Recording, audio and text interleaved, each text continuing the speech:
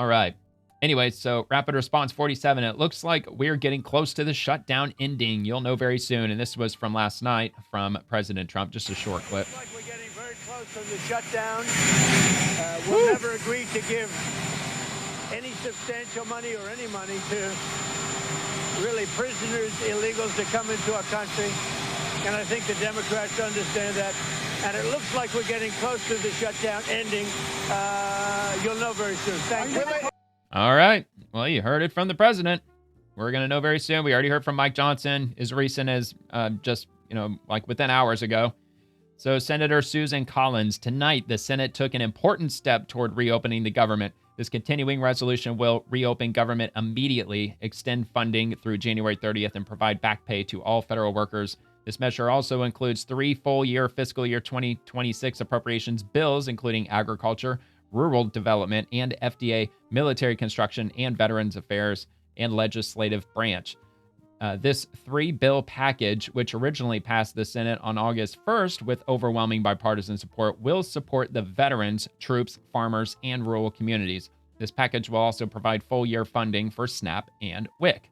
We must not delay any longer. Take a look. This package will provide full-year funding for the Supplemental Nutrition Assistance Program, known as SNAP, and the Special Supplemental Nutrition Program for women, infants, and children, known as WIC.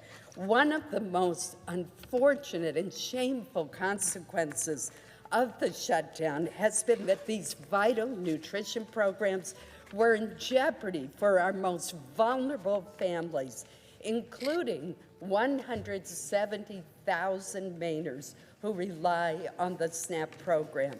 Other programs will be funded through January 30th, while the Senate and House continue our work on the remainder of the year-long appropriations bills.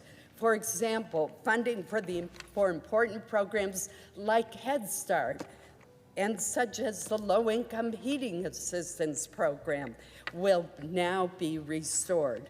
I look forward to voting for this legislation and ending the unnecessary harm to the security of our families and our nations. We must begin to act tonight. We must not delay any longer. Finally, Mr. President, I want to thank the many members on both sides of the aisle of the Appropriations Committee and the Senate leadership who have worked especially hard to bring this package together.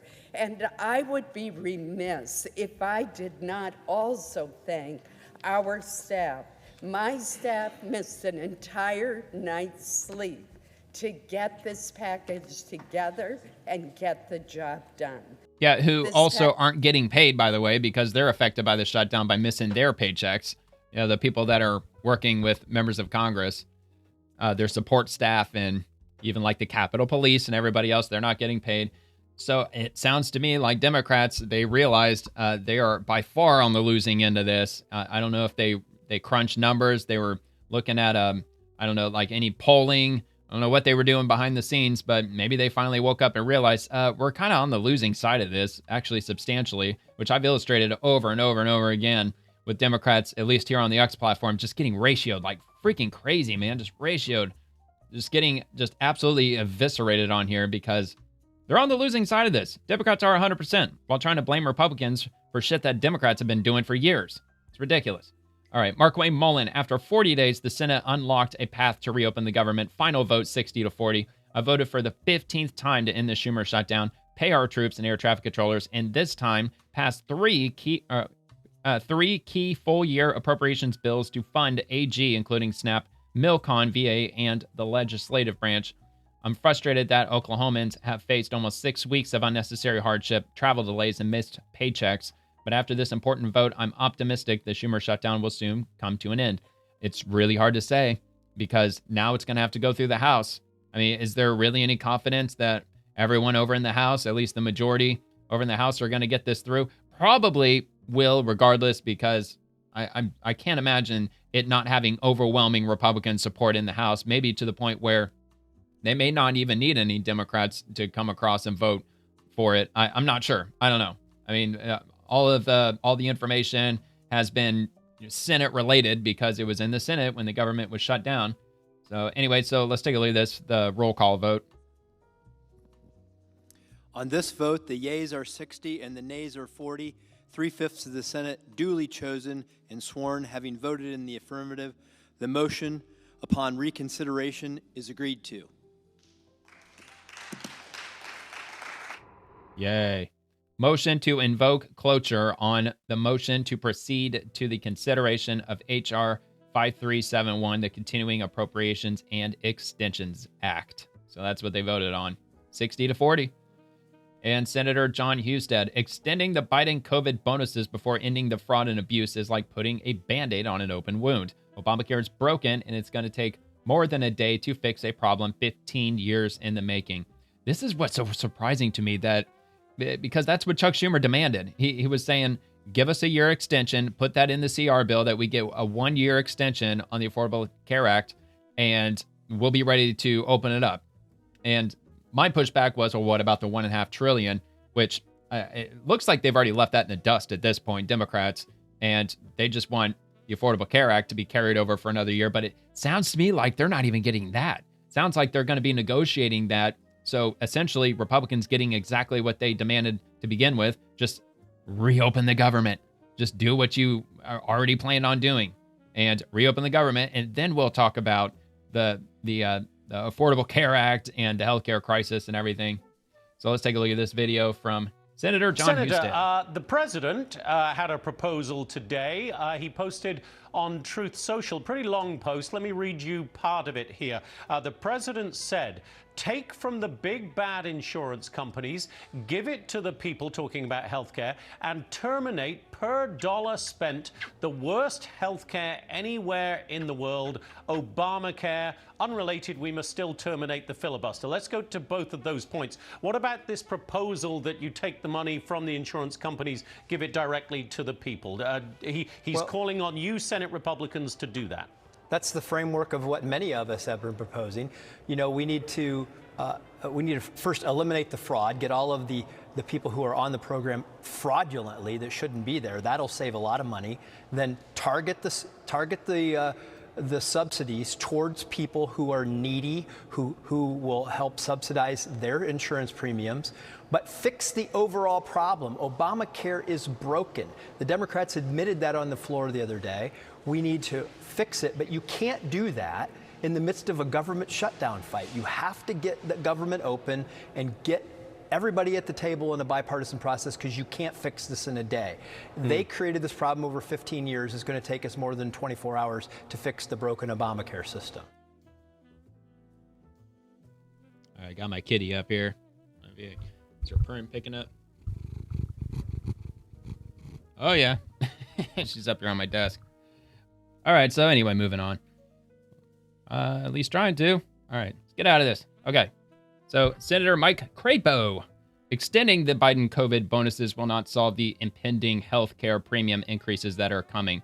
They were never intended to.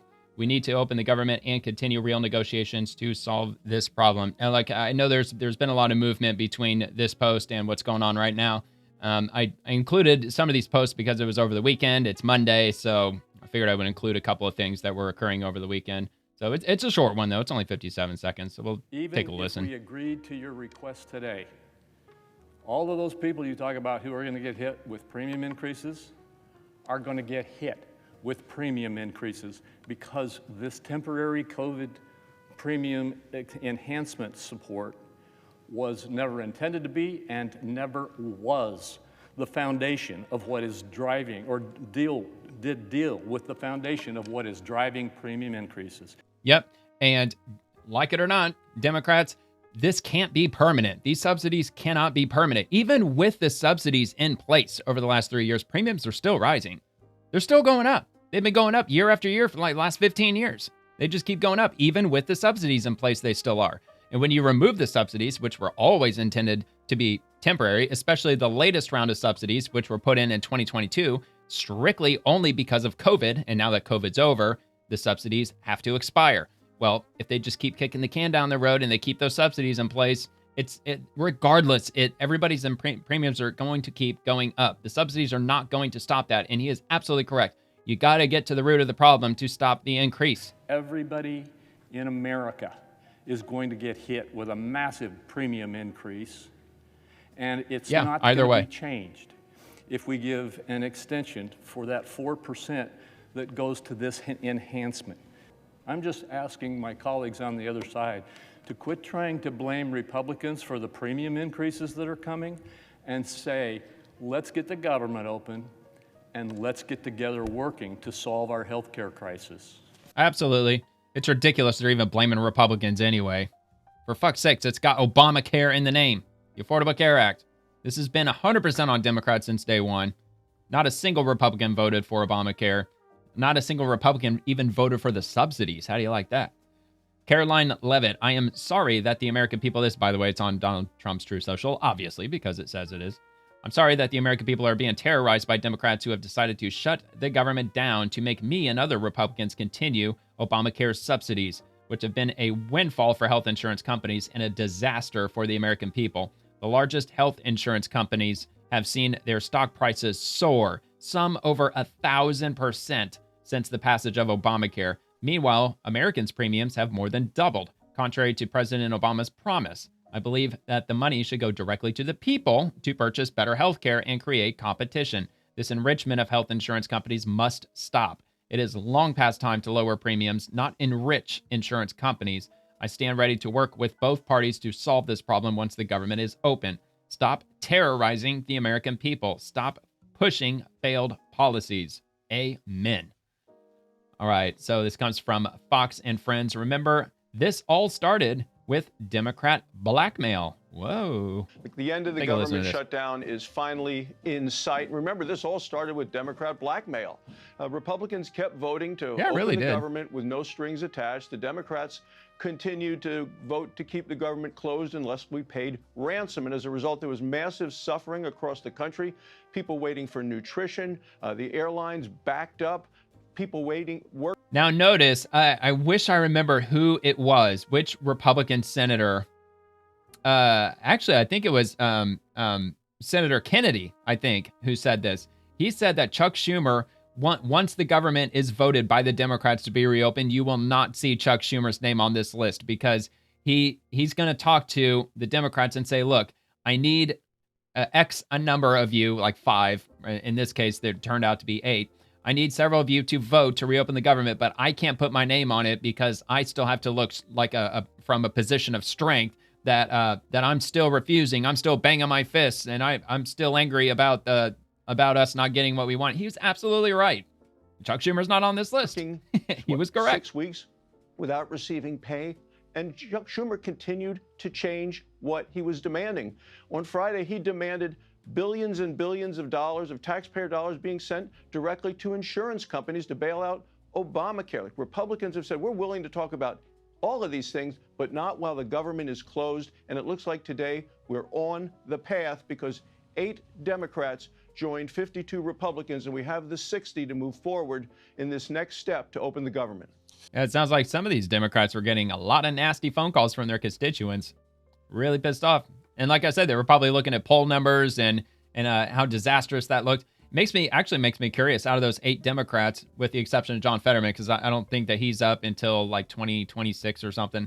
It makes me wonder how many of those are potentially up for re-election in the midterms. That would be very interesting to see. Maybe none. Maybe none. I don't know. If you enjoyed the video, please like and subscribe to the channel. Check out The Swamp, Monday through Friday at 11 p.m. Eastern, with segments dropping on the daily. Thank you for watching, and have a nice day.